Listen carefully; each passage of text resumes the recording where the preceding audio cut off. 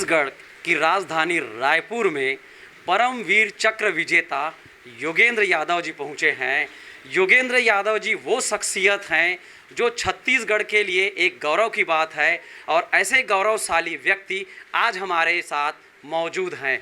उन गौरवशाली व्यक्ति योगेंद्र यादव जो परमवीर चक्र विजेता हैं, उनसे हम बातचीत करेंगे और जानेंगे उनके उन पलों के बारे में और वर्तमान में जो देश में हालात उपजे हैं उसके बारे में। तो योगेंद्र यादव जी परमवीर चक्र विजेता हमारे साथ मौजूद हैं, उनसे हम चर्चा करेंगे उन पलों के बारे में जो उन्होंने देखा है, अनुभव किया है, उनके बारे में जानेंगे। योगेंद्र यादव जी परमवीर चक्र विजेता हैं, हमारे चैनल में आपका स्वागत है।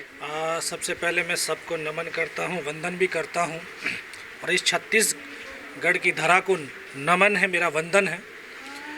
मैं छत्तीसगढ़ पहली बार आया हूं और छत्तीसगढ़ राजधानी रायपुर के लोगों ने, समाज के लोगों ने इतना भव्य स्वागत व सम्मान दिया है।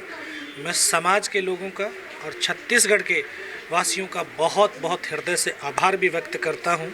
मैं एक मुहिम को लेकर के इस छत्तीसगढ़ आया हूं कि सेना के अंदर अही रेजिमेंट होना चाहिए। ये अही रेजिमेंट की मूवमेंट बहुत पुरानी चलती आ रही है। अब समाज ने इस जिम्मेवारी को मेरे कंधों पे डाला है, तो मेरा ये दायित्व है कि समाज के लोगों को राष्ट्र के साथ कनेक्ट करूं, क्योंकि राष्ट्र से बड़ा कुछ नहीं है। जब मैं सैनिक था तब भी राष्ट्र के लिए लड़ रहा था, आज मैं समाज के लिए लड़ रहा हूं, तो कहीं ना कहीं ये राष्ट्र के लिए लड़ रहे हैं। क्योंकि अगर अही रेजिमेंट सेना के अंदर बन जाती है तो इस कौम के, इस यादव समाज के बेटे और बेटियां सरहदों पर जा कर के देश की रक्षा और सुरक्षा में अपना योगदान दे सकेंगे। आज भी दे रहे हैं, लेकिन उनकी संख्या कम है। उन संख्या को बढ़ाना चाहते हैं। रेजिमेंट बनेगा तो संख्या बढ़ेगी। अहिर रेजिमेंट को लेकर योगेंद्र यादव जी एक्टिव हैं और वो सरकार से गुजारिश करना चाह रहे हैं कि सेना में अहिर रेजिमेंट बने। हम चाहेंगे सरकार से, हम अपने चैनल के माध्यम से भी चाहेंगे कि ऐसे अहिर रेजिमेंट का स्थापना करें, अहिर रेजिमेंट बनाएं, ताकि समाज के लोगों का बढ़ चढ़ करके हिस्सा हो सके। हम उन स्थितियों पे जानना चाहेंगे, हम योगेंद्र यादव जी से वो बातें जानना चाहेंगे, वो बातें उनसे हमारे चैनल के माध्यम से जनता को बताने का प्रयास करें। जो उन्होंने सेना के दौरान परमवीर चक्र जब उनको मिला था, वो क्या अनुभव था, वो क्या पल था, वो हम अपने चैनल के माध्यम से जानना चाहेंगे। ये वो समय चल रहा है जो आज मई और जून का, जिस समय आज से 22 साल पहले कारगिल का युद्ध, हमारी भारतीय सेना उन दुर्गम इलाकों में लड़ रही थी जहां पर जीवन यापन करना बहुत मुश्किल था। कारगिल, द्रास, बटालिक। तो मुझे भी मौका मिला कि द्रास में लड़ाई लड़ने का अपनी बटालियन 18 ग्रेनेडर के साथ। पहले तोलोलिंग टॉप के ऊपर हमने 22 दिन तक युद्ध लड़ा और 22 दिन के दौरान हमने 2 ऑफिसर, 2 जूनियर कमीशन ऑफिसर और 21 जवानों को खोया। तब जाकर के 12 जून 1999 को पहली सफलता के रूप में वो तोलोलिंग टॉप प्राप्त हुआ। उसके बाद फिर टाइगर हिल का नंबर आया। द्रास सेक्टर, जो आपने मूवीज़ के माध्यम से, न्यूज़पेपर के माध्यम से सुना होगा, टाइगर हिल द्रास सेक्टर की सबसे ऊंची चोटी, जिसकी ऊंचाई लगभग 17,000 फीट, जिस पर चढ़ना इतना आसान नहीं था। ऑक्सीजन नहीं थी, बर्फ़ ही बर्फ़ थी। लेकिन देश के युवाओं ने, देश के उन सैनिकों ने कंधे से कंधा और कदम से कदम मिलाकर के जोश और जुनून और जज्बे के साथ उन पहाड़ियों पर भी हम चढ़े। और मुझे याद है वो दिन कि जब 2 रात और 1 दिन का सफ़र पूरा करने के बाद तीसरी रात जब हम टाइगर हिल के ऊपर रस्सियों के सहारे चढ़ रहे थे, दुश्मन ने फायर खोल दिया, हमारी टीम का रास्ता कट ऑफ हो गया। केवल 7 जवान ऊपर पहुंच पाए और लड़ते लड़ते माँ भारती के ये सपूत धीर एक एक करके शहीद होते चले गए। मैंने उन पलों को जिया है जो आप लोगों ने मूवी के अंदर देखा होगा, गर्दन कटती है और धड़ चलते हैं। मैंने अपने साथियों के गर्दनों को कटते हुए देखा है। मैंने देखा है कि किस तरह से एक सैनिक का हाथ कटता है, दूर जा कर के पड़ता है, लेकिन एक हाथ से भी वो राइफल चला करके अपने आखिरी दम तक राष्ट्र की उस धरा की हिफाजत करने में अपने आप को समर्पित कर देता है। मैं तो बहुत कम उम्र थी, मात्र 19 साल की अवस्था थी, 2.5 साल की सर्विस थी। उन साथियों की वो जज्बा को देख कर के, जुनून को देख कर के इतना मोटिवेशन मिला कि घायल होने के बाद भी, अपने साथियों के शहीद हो जाने के बाद में भी लड़ता रहा। और जो हमारी सोच एक सैनिक की होती है कि चाहे शरीर गोलियों से छलनी क्यों ना हो जाए, और अगर आखिरी सांस और आखिरी बूंद भी शरीर के अंदर बचती है तब भी दुश्मनों का सामना करना होता है, उसी सोच के साथ लड़ता रहा। सर से लेकर के पैर तक लहू लुहान था, खून बहता रहा, लेकिन एक सोच रखी कि लहू बहे तो बहे, सांस चले या ना चले, मेरा राष्ट्र चलना चाहिए और मेरा राष्ट्र बढ़ना चाहिए। इन्हीं भाव और भावनाओं से, इन्हीं कर्तव्यों से, इसी जोश, जज्बात और जुनून से हमारी भारतीय सेना दूसरे देशों की सेनाओं से बिल्कुल अलग है। हमारा एक सैनिक भी बचता है तो वो आखिरी समय तक अपनी सरजमी को छोड़ता नहीं है।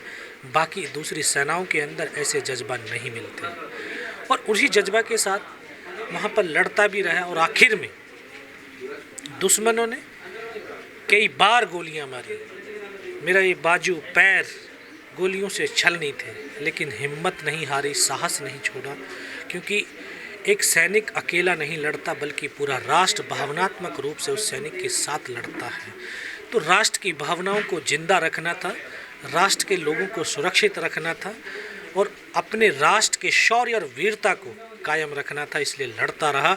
और आखिर में घायल होने के बाद 5 पाकिस्तानियों को मारा और वहाँ से उनको खदेड़ा, तब जाकर के वो टाइगर हिल टॉप वापस पुनः हमें मिला। 17 गोलियां लगने के बावजूद फिर नीचे आया, अपने कमांडर्स को सूचना दिया और फिर दोबारा से हमला हुआ और टाइगर हिल के ऊपर विजय पताका हुई। टाइगर हिल के जीत के बाद कारगिल युद्ध का यू टर्न हो गया था, सीज फायर हो गया था, और आज 26 जुलाई को हम कारगिल विजय दिवस मनाते हैं। 16 महीने हॉस्पिटल में रहा और उसके बाद फिर मैं वापस भारतीय सेना में 25 साल 5 दिन की सेवा समाप्त करने के बाद मैं अभी हाल ही में सेना से निवृत्त हुआ हूँ, लेकिन अपने कर्तव्य और दायित्वों से निवृत्त नहीं हुआ हूँ। बिल्कुल, कारगिल जैसा कि हम सब जानते ही हैं, कारगिल कहने मात्र से ही रोम रोम जिसका खड़ा हो जाता है। ऐसे कारगिल के विजेता, ऐसे कारगिल के हीरो योगेंद्र यादव हमारे साथ उपस्थित हैं।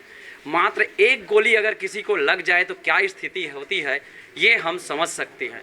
17 गोलियां लगने के बाद देश के लिए लड़ना क्या होता है ये सोचना भी मामूली बात नहीं होता है। 17 गोलियां लगने के बाद जो देश के लिए लड़ता है वही सेना का जवान है, वही सेना है और वही भारतीय सेना है। ऐसे ही जज्बे के साथ लड़ने वाले योगेंद्र यादव आज राजधानी रायपुर पहुंचे हैं, जो अपने सेना के जज्बे से, जो अपने एक एक जवाने के जज्बे से, जो योगेंद्र यादव के जज्बे से हमें रूबरू करा रहे हैं और टीवी 24 न्यूज़ के माध्यम से बता रहे हैं कि भारतीय सेना का जज्बा क्या होता है। ऐसे जवान योगेंद्र यादव आज हमें रूबरू करा रहे हैं उस कारगिल विजय से, उस कारगिल विजय दिवस से, उस टाइगर हिल्स के विजय से, जो ऐसे लगता है उनके शब्दों से सुनने मात्र से हमको कि हम वहीं पहुंच गए हैं। ऐसे उन्होंने रूबरू कराया, उसके लिए हम उन्हें धन्यवाद कहेंगे। आगे हम उनसे उस बारे में चर्चा करना चाहेंगे जो वर्तमान में अभी देश में स्थिति उत्पन्न हुई है, उस स्थिति को लेके वो क्या सोचते हैं, वो क्या विचार रखते हैं। बिल्कुल, मैं सबसे पहले आपके माध्यम से, आपके इस न्यूज़ के चैनल के माध्यम से मैं देश के युवाओं से अपील करता हूं कि आप हिंसा के रास्ते पर ना जाएं, देश की संपत्ति को नुकसान ना पहुंचाएं। हर विरोधाभास हो सकता है, तो उस विरोधाभास के लिए आप संयम के साथ, अनुशासन के साथ आप विरोध कर सकते हैं। नीतियों का विरोध होता है तो आप विरोध कर सकते हैं। जो आपका लहू आज सड़क पर बह रहा है, ये आपका लहू नहीं, ये राष्ट्र का लहू है, और ये राष्ट्र का लहू राष्ट्र की सीमाओं पर बहना चाहिए, जिसके लिए आप ये संघर्ष कर रहे हैं। आपके अंदर वो जज्बा है, जुनून है, जोश है कि आप सेना के अंदर जाएं और सेना में रहते हुए राष्ट्र के लिए अपने लहू की हर बूंद को बहा रहे हैं, बहाने का जज्बा आप रख रहे हैं। तो फिर क्यों किसी षड्यंत्रकारी और राजनीतिक लोगों से, जो लिप्त लोग हैं, जो इसका फ़ायदा उठाना चाहते हैं, आप लोगों को शायद भड़का करके आप लोगों की जीवन को बर्बाद कर रहे हैं। तो मेरा हाथ जोड़ करके आपसे विनम्र निवेदन है कि आप हिंसक मत होइए और अपने इस देश की संपत्ति को नुकसान न पहुंचाइए, क्योंकि ये देश की संपत्ति नहीं है, हम सब की संपत्ति, आपकी संपत्ति है। आपका जो जोश है, जुनून है, ये राष्ट्र के लिए हो, रोडों के लिए नहीं। बिल्कुल, ये देश का जुनून होना चाहिए, देश का लहू होना चाहिए। मैं इसी कड़ी में आपसे वो जानना चाहूँगा, क्या ये जो 4 साल के लिए जो भर्ती का सरकार अपने अग्निपथ योजना के माध्यम से जो योजना स्कीम ला रही है, इसमें कुछ ऐसी चीज़ें हो सकती है या ऐसी कोई चीज़ें हैं जिसमें सुधार लाना चाहिए? जिसमें अभी मैंने हाल में मीडिया के माध्यम से एक जानकारी मेरे पास आई, जिसके सेना के भी कुछ वरिष्ठ अधिकारी उस कुछ कमियों के बारे में बात कर रहे हैं, उसमें ऐसे सुधार की बात कर रहे हैं कि ऐसा सुधार होना चाहिए। तो उसको लेके आप बिल्कुल, क्या बोलते हाँ हैं? बिल्कुल, मैं आपके माध्यम से और देश की सरकार, माननीय प्रधानमंत्री जी, रक्षा मंत्री जी और जो वरिष्ठ हमारे मंत्रीगण हैं, मैं उनसे अनुरोध ये करता हूँ। देखिए, जो योजनाएं बनाई जाती हैं उसमें उसके कहीं ना कहीं बेनिफिट भी होते हैं, तो कहीं ना कहीं बैकड्रॉप भी होते हैं। बेनिफिट ये है कि हम सबकी सोच ये थी कि जब हम सरकारी दफ्तरों में कहीं और जगह काम करते हैं, पुलिस में काम करते हैं, पुलिस वालों के पास जाते हैं, तो उनकी कार्यशैली को देख करके हम थोड़ा सा निराश होते हैं। हम ये कहते हैं कि अगर यार ये फ़ौज में होता तो इस तरह से हमारे साथ बिहेवियर ना करता। तो कहीं ना कहीं उस विचारधारा को, उस सोच को लाने के लिए अग्निपथ शायद योजना बनाई, ताकि हम फौज में नौकरी करें और फिर वापस आने के बाद जो हमारी सरकारी संस्थान हैं, जो हमारे प्राइवेट ऑफिस हैं, उनमें वो लोग आकर के काम करें, जिससे सेना का जो कार्यशैली है, सेना की जो सोच है, भारत की जो सोच है, जो उसकी गरिमा है, वो हर जगह पर प्रफुल्लित हो जाए, प्रसारित हो जाए और एक राष्ट्र आंतरिक रूप से भी मजबूत हो जाए। हाँ, इसमें कुछ कमियां हैं जो मैं आपके माध्यम से सरकार से निवेदन करता हूं कि जैसे आपने 4 साल का अग्निपथ रखा है और 4 साल के अंदर अगर वो अग्निवीर शहीद हो जाता है तो इसमें पेंशन का प्रावधान नहीं रखा है। तो 1 करोड़ रुपये आप देने की बात कर रहे हैं, लेकिन 1 करोड़ से उसके माँ बाप और उसका परिवार जीवन भर गुजर बसर नहीं कर सकता है। उसको एक रेगुलर सैनिक की तरह एक ये पैसा तो आप दे रहे हैं, लेकिन उसको पेंशन का भी प्रावधान करना चाहिए। कोई हमारा जवान अंगहीन हो जाता है, यानी उसके अंग कट जाते हैं, घायल हो जाता है, विकलांग हो जाता है, तो उसको भी रेगुलर सैनिक की तरह पेंशन का प्रावधान होना चाहिए, क्योंकि विकलांग होने के बाद में वो सिविल के अंदर कुछ नहीं कर पाएगा। तो उसने भी अपने समाज, अपने घर को चलाना है, तो वो किस तरह से चलाए, अपनी ज़िंदगी को कैसे आगे बढ़ाए, तो उसको पेंशन का प्रावधान आप कर दीजिए। और एक और जो सबसे बड़ी, जो आज लोगों के अंदर भ्रम फैलाया जा रहा है, उस भ्रम को दूर कर दीजिए कि जब तक वर्दी पहनता है तब तक वो सेंट्रल गवर्नमेंट का सैनिक होता है, लेकिन वर्दी के बाद में वो स्टेट गवर्नमेंट का हो जाता है। तो मैं आपके माध्यम से ये कहता हूँ कि तमाम मुख्यमंत्री जो हमारे प्रदेशों के हैं, जो अग्निवीर वापस आएंगे, तो जो प्रदेश के अंदर जो भर्तियां होंगी, ये अग्निवीर ही उसमें लिए जाएंगे, बाहर से कोई भी भर्ती नहीं होगी। तो जब ये साइकिल बन जाएगा कि 4 साल वहाँ गए, फिर पुलिस में आए, या अपनी इच्छा के अनुसार वो paramilitary forces, CISF, BSF, CRPF उसमें गए, टीचिंग में गए, या फिर कोई जो सरकारी जो संस्थान है उसमें गए, तो एक माहौल बनता चला जाए। ये दूरगामी सोच है। अब देखिए, बहुत दूरगामी सोच है। और ये तो फौज ने इनिशिएटिव लिया है कि जो छोटे छोटे बीज हैं उनके अंदर राष्ट्र प्रेम, राष्ट्रभक्ति के अंकुरित करके छोटे छोटे पौधे आपको राष्ट्र को वापस लौटा रहे हैं।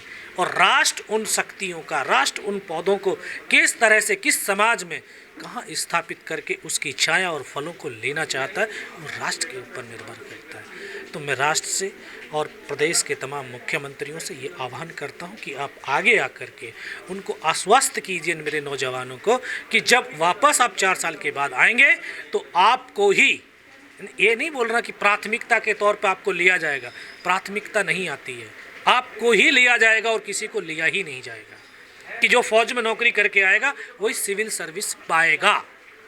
तो इस तरह के अगर आपने ये घोषणाएं करते हैं, लिखित में जो है आप गजट नोटिफिकेशन निकालते हैं, तो मैं मानता हूं कि कहीं ना कहीं युवा के अंदर जो असंतोष है उसमें संतोष आएगा और युवा अपने राष्ट्र के लिए समर्पित हो पाएगा।